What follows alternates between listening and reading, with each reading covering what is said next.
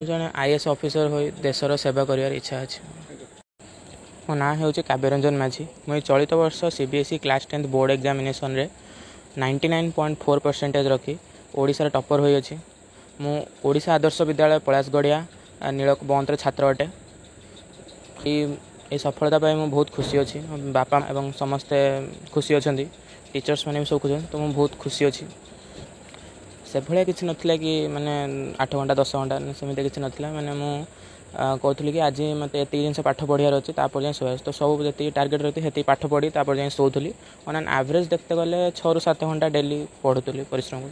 परीक्षा हल केमती थिला कोन करिवो कोन है सेमती चिंता आसला ना डायरेक्ट आसला तो ऑब्वियसली मैंने स्टार्टिंग एग्जाम पूर्व गोटे नर्भसनेस थिला। फर्स्ट टाइम बोर्ड एग्जाम कौन हम तापर एग्जाम जो जाए हॉल में बसिलु टे नर्भस लगला। बट तापर धीरे धीरे जो क्वेश्चन पेपर आइला सब नॉर्मल होगा जमी स्कूल जमी एग्जाम दूलु से भाया सब लगला।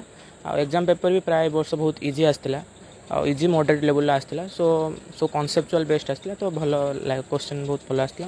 भल एग्जाम रे बहुत क्लियरली इजीली देखाए। आशा तो 99% नाला आशा था मोर कि 98% प्लस आस। भावती कि 10 मार्क भितर कटो 98% प्लस आसो। तापर 99% शुणे बहुत माने खुशी लगे। आशा अनुसार भल मार्क आसी। भविष्य में मुझे आईएएस ऑफिसर हो देशर सेवा कर इच्छा अच्छे। मो ना चिन्मय कुमार दास। मो पूर्वतन विजु छात्र जनता दल राज्यर वरिष्ठ उपसभापति।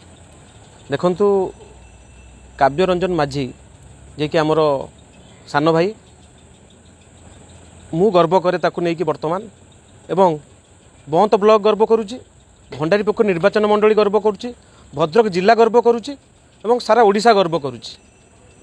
आम अंचल पई गर्व गौरवर कथा 99.4% से रखी। एटा गोटे छोट कथा नुहे, बहुत बड़ कथा। विजु छात्र जनता दल तरफ संबर्धित कार्यक्रम होता। संबर्धित कार्यक्रम रे मान्यवर पूर्वतन मुख्यमंत्री जो परिकल्पना करते गोटे साधारण परिवार पिला इंग्लिश मीडियम रे पाठ पढ़ी इंग्लिश मीडियम रे पाठ पढ़िया सहित आगू जापर ता आज काव्यरंजन मान्यवर मुख्यमंत्री आशा को पूरण कर।